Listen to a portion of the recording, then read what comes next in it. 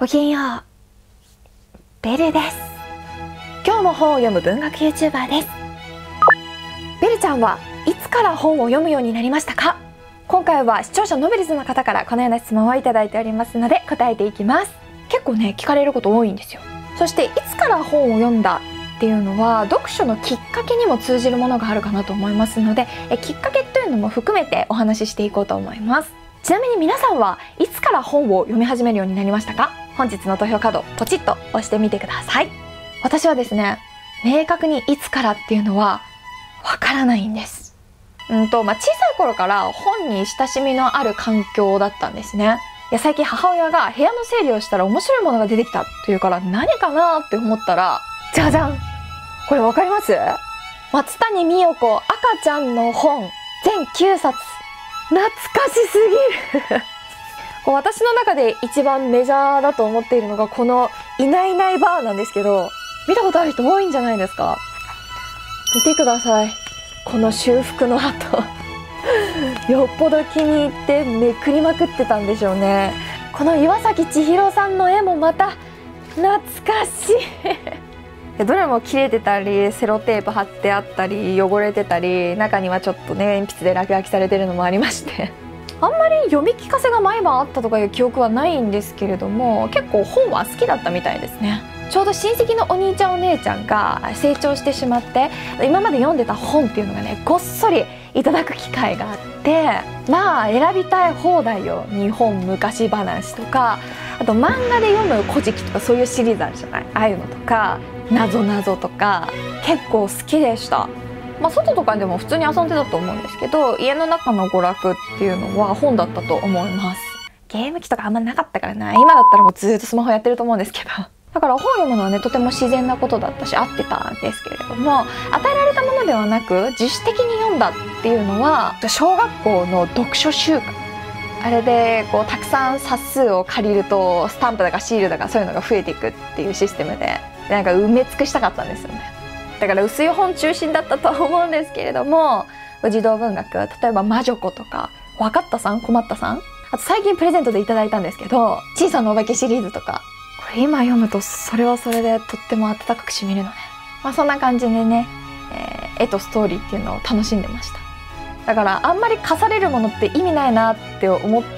てたんだけど、その時にどういう本が自分が好きなのかとかいろんな種類読んでみて視野が広がったっていうのがあったので、こう選ぶっていうことを覚えたような気がします。確かそのあたりから図書館とかも行き始めて、青い鳥文庫を中心に読んだり、何か本を読んでるのが当たり前だったような気がします。でもう一つの転機が子供向けかもしれないんだけれども、自分の中では大人の本を読めたっていう達成感を覚えた金田一少年の事件簿電脳三能殺人事件かな。これはね、私の中では小さい文字のもの、それなりに厚さがあるものを読み切ったっていう達成感があって、しかも教訓とか綺麗事っていうよりかはドキドキハラハラする、その新しい世界観っていうのに触れて、推理小説がミステリーから入れば私はもっと大人の本が読めるんじゃないかななんて思って、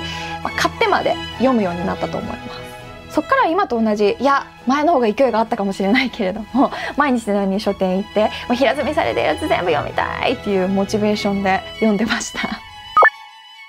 ハリーポッターも好きだったな。これも母の部屋の整理で出てきたものなんだけど、わかるかな？全部ハリーポッターグッズ、しかも全部未開封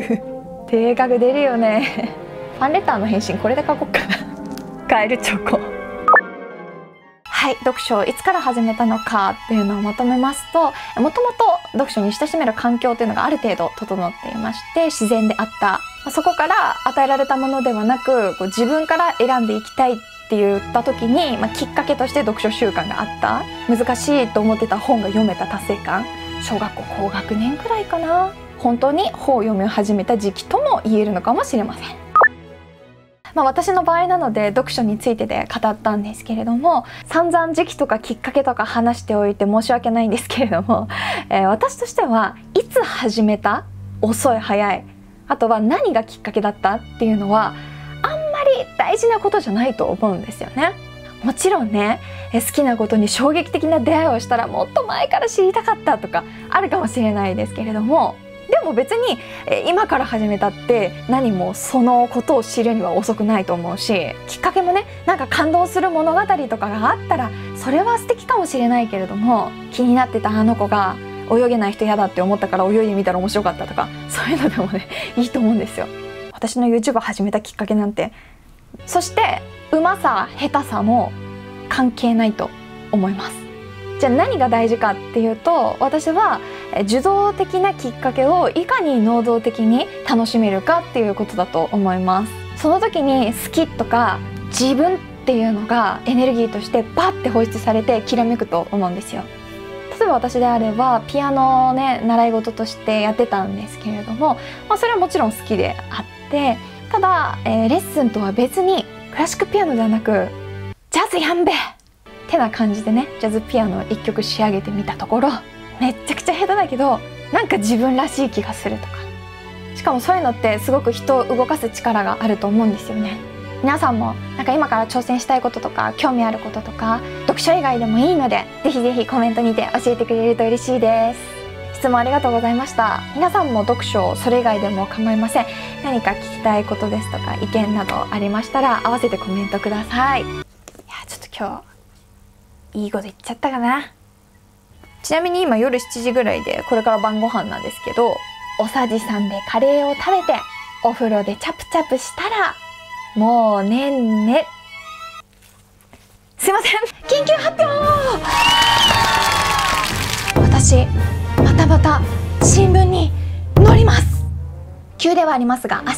8月18日土曜日、朝日新聞の夕刊に記事が掲載される予定です。新聞なので直前の情報などによっては変更の可能性もあるため、言い切ることはできないんですけれども、ここ発というウェブメディア With News との紙面連動企画がありまして、そちらに私が今コラムで連載している With You 出るようなです、